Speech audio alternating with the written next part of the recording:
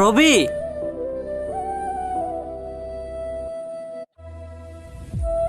আরে ভাই তুই এখানে? আরে বন্ধু, তোর সাথে কত বছর পর দেখা হলো। হ্যাঁ, তোর কাছে অনেক টাকা পয়সা, তুই এখন বড়লোক হয়ে গেছিস। এমনটা না রে ভাই, আমি তোকে অনেক খোঁজাখুঁজি করেছি, কিন্তু কিছুতেই তোর সাথে যোগাযোগ করতে পারি নাই। কিন্তু তুই শহরে কি জন্য এসেছিস? হ্যাঁ, বাড়িতে টাকা পয়সার সমস্যা দেখা দিয়েছে, সেই কারণে শহরে এসেছি কাজ খোঁজার জন্য।